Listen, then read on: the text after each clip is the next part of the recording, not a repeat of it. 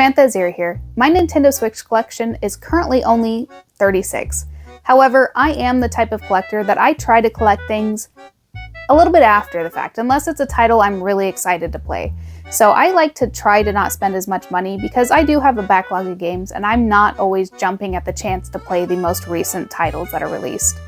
But I did want to go over the games that are in my Switch collection as of 2023. That way it's something I can look back on in case my collection grows maybe a lot. I hope so.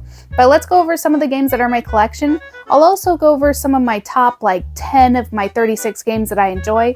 And I'll also go over how I built my Switch wall. The wall I built to display all of my Switch games and make them easily accessible so that I can play them. So let's get started. They're going to be pretty obvious. Breath of the Wild and Tears of the Kingdom. I have been playing Tears of the Kingdom as of recently. I kind of got midway through and lost a little bit of interest, and it's not because it's not a good game. I think there's just so much to do that I just needed a quick break. But I remember getting Breath of the Wild. I bought this on launch day. I sat in line for I think 3.5 hours on the floor of a Wal-Mart the day that this released so that I could get my Nintendo Switch, a copy of Breath of the Wild, a Pro Controller, and then a protective case for my Nintendo Switch, and I will treasure that memory forever. Animal Crossing New Horizons. Unfortunately, this one is affiliated with the shutdowns, and what I mean by that is it launched shortly after we were all told to stay home. But this game came out at the perfect time. Everybody was playing it, and I've been an Animal Crossing fan since the GameCube. So this was a great addition to my very small collection at the time, and I got tons of hours of play in this.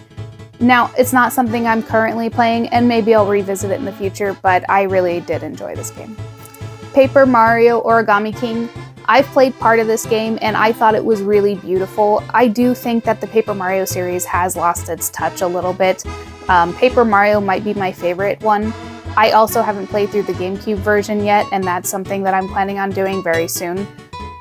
I think I should give this game another shot though, because I know that RetroWolf88 recommended this game and it was a lot of fun when I was playing it. But I was playing it before I moved, so I kind of lost interest. Mario Kart 8, not much needing to be said about this. This game is amazing. I love playing online with friends. Mario Golf Superstars. I was really hyped for this game, and to be honest, I was a little disappointed when I started playing it and adding it to my collection. I kind of wish I wouldn't have bought this at full retail. New Pokemon Snap. It is still in its wrapper. I'm pretty sure I even pre-ordered it. I don't think this did very well. I'm still going to give it a play because I really enjoyed the N64 version, but it is unfortunate that it didn't do as well. Honestly, I think the game would have been better off on a Wii U. Let's Go Pikachu. This one actually surprised me because I thought with the Pokemon Go mechanics that I was going to absolutely hate this game, but it did kind of grow on me eventually. I am very partial to the traditional Pokemon style, the turn-based battles, the gyms, the leveling up, the grinding, but the game had a charm to it, and I think it was definitely worth a playthrough. Now, it's definitely baby's first Pokemon game, so if you have younger kids, that would be a good game for them to start with if you're going to get them into the Pokemon series. Pokemon Sword, I enjoyed it at the beginning, and then it kind of lost me. These new Pokemon games I'm not the biggest fan of, but I feel like I should be giving my games a little bit more of a chance. Now, obviously, the problem now is that we have collections that we have grown, and so when a game is not interesting us, we can just drop it and walk away. I do think that's a shame, but I should give my games a little bit more time. And then let's just blast through the Marios. Mario 3D World, the 3D Collection, and Odyssey. Odyssey was mind-blowing when this came out. I was so happy that they decided to take such a turn on this, and I really hope that if they make a second one, that is just as good, if not better, than this. A couple more Pokemon games to get out of the way. Arceus, the Mystery Dungeon series, and Brilliant Diamond. I haven't played this one yet, but once again, Pokemon, the newer games are a little lackluster for me. Arceus was interesting. I just don't like the constant having to catch the same Pokemon over and over again. I would rather just battle them and get it over with.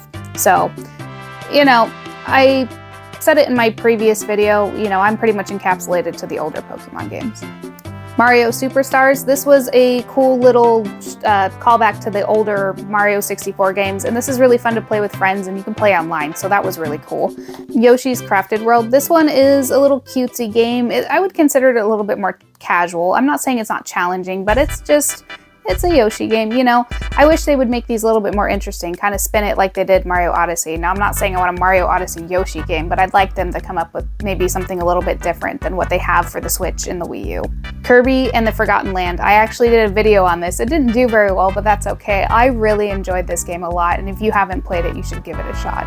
Metroid Dread. I ended up getting the special edition of this game, and it came with like an art book and different things in it, and it was really cool because I came across it while it was in GameStop, so I didn't have to pay over market value for it. Pocky and Rocky. I ended up playing this for the very first time on my Game Boy Advance, and I don't know what happened to my copy, so I ended up buying this to try to give the games another shot because I think these are a lot of fun. If I remember correctly, they almost resemble mildly, not like a shoot 'em up, are they? Kind of, I think they are. Metroid Prime Remastered. I got this in a trade at Siege, so I have yet to play it. I do have it for the original GameCube. I'm not gonna lie, I'm not the biggest Metroid fan, but that's with me not playing a lot of them. So you can pretty much ignore that because I need to start playing the games, and I'd like to start with the Super Nintendo copy. I do have a couple of them for the Game Boy as well. What would you guys recommend the first Metroid game that I try to go play? I'm leaning towards the Super Nintendo, but I'd definitely love some of your guys' feedback. Now we're getting into the not so like Mario Pokemon titles. So I bought Monster Boy. This game is actually really hard. I do enjoy it though. It's very enjoyable, it's very cute, but very challenging.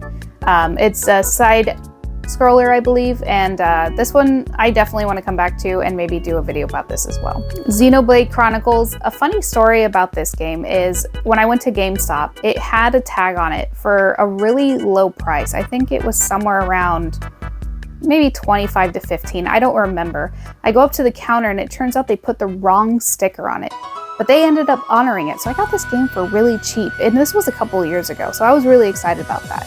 And then Monster Hunter Rise. Talk about getting into a game where you get to do really cool like character design.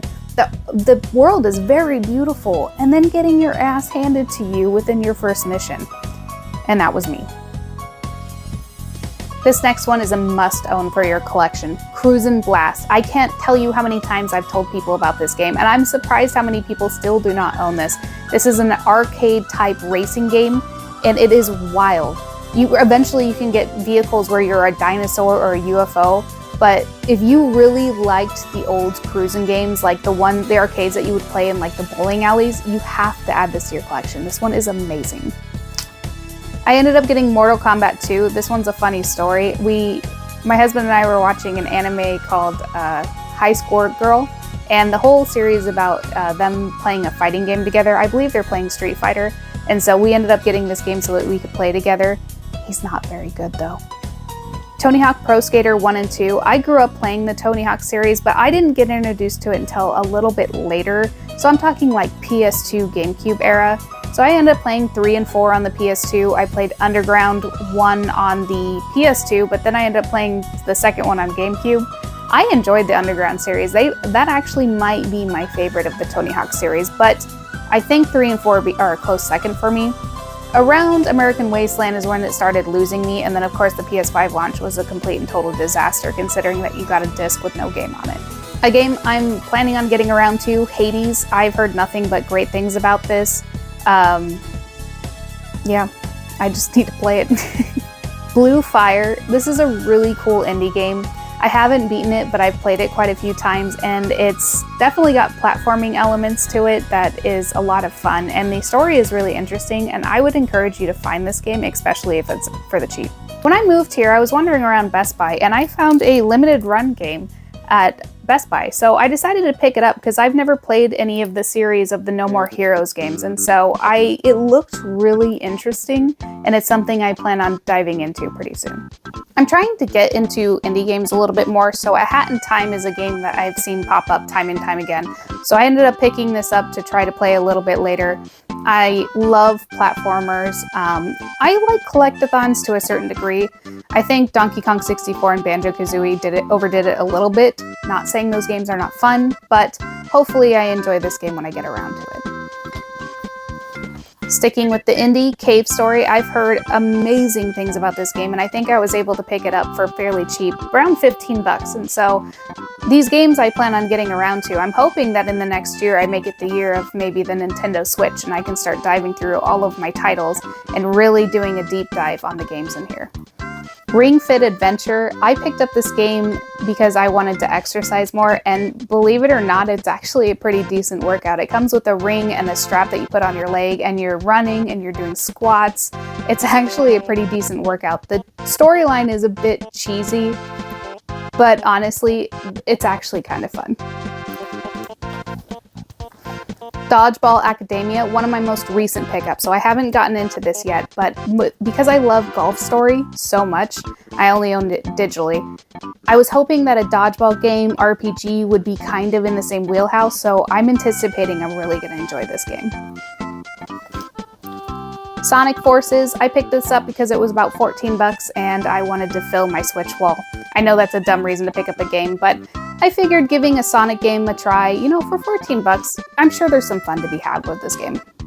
And the last game, Ni no Kuni. I haven't played much of this. I played the intro to it. It looks very cute. I know there's a couple of games there. Have any of you played this game? Because I would like to hear more about it. I don't think I've heard very many videos about this game, and I'd be curious if anyone found this a lot of fun.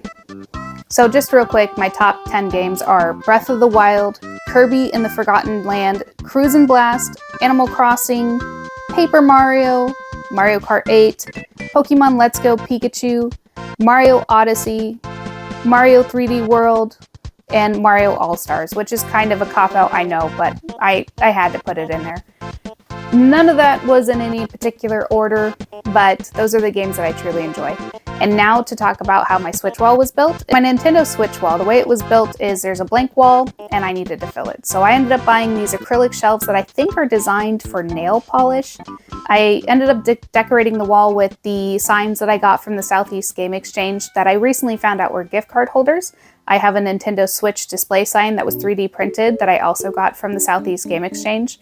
And when we put these shelves up underneath these were absolutely beautiful. And the acrylic shelves are not terribly expensive. For 12 of them, I think I paid about $32. And so if you have a space in your room where you want to display some of your Switch games outward facing, this is a really good solution if you have the room. Now, ultimately, I don't plan on expanding this wall any further, so any games I get after this are going to have to go on a shelf. But I definitely find this corner of the wall one of my new favorite places to look at.